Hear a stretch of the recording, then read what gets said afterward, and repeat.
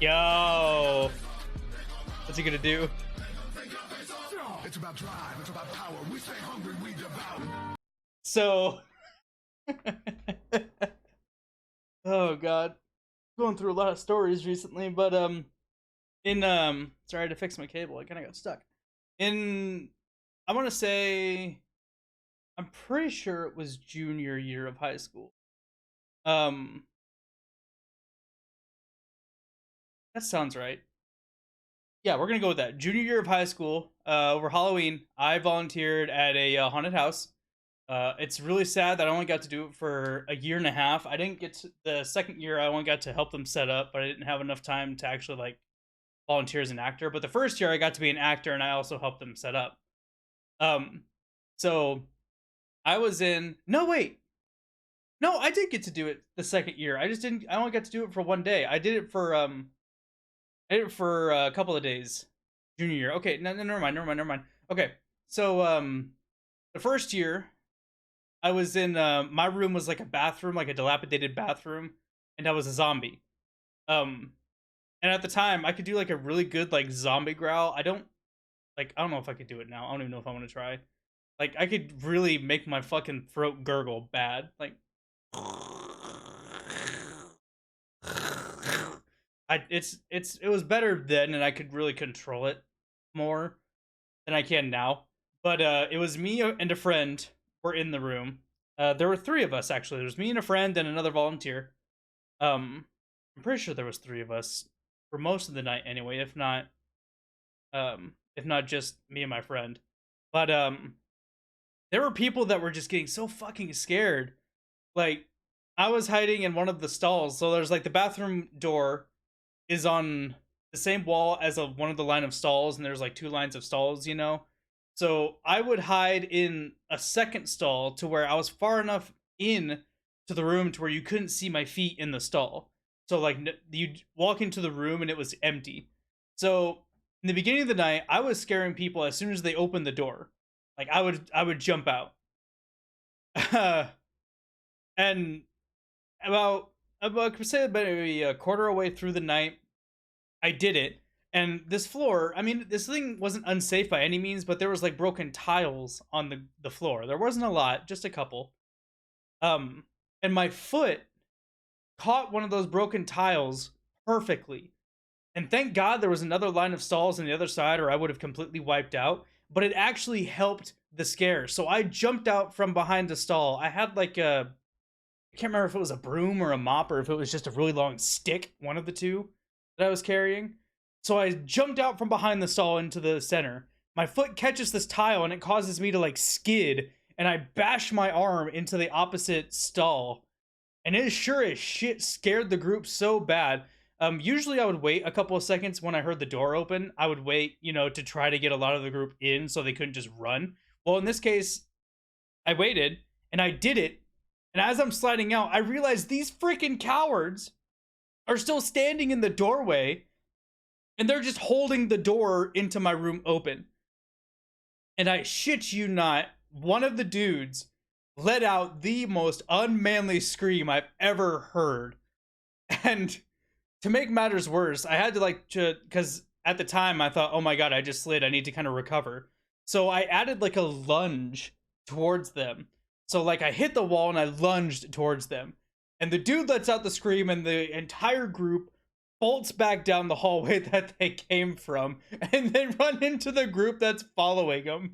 So like they wouldn't come into the damn room, so I had to like break character and be like, come on, keep going, you. I didn't call him anything, but I was like, come on, we gotta keep this going here. We gotta keep this train going. um Another time, so after that I like waited to hear like the door close before I jumped out. So I did that.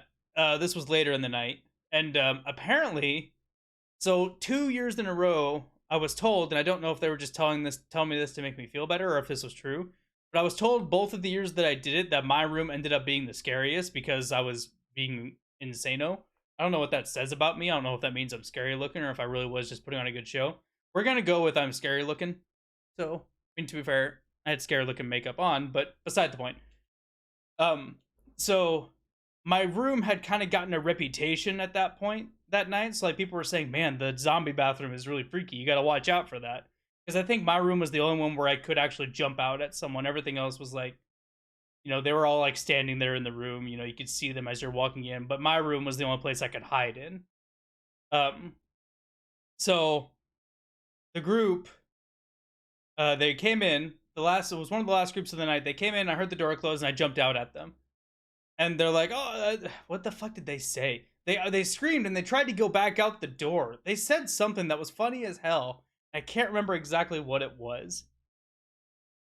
It was something like, "Oh shit, that's what they meant." Like apparently someone had told them like, "Watch out for the bathroom." Yeah. It was great. The second year I did it, I was like, so I started out in like a water treatment room, and there was someone behind one of the walls that had a chain that was wrapped around a barrel. And as they were like walking in, they would like start pulling on the barrel with the chain and make a really loud rattling noise. So I started calling that it. And I started saying, "Don't make it angry. Don't make it mad. Don't make it mad," I would say.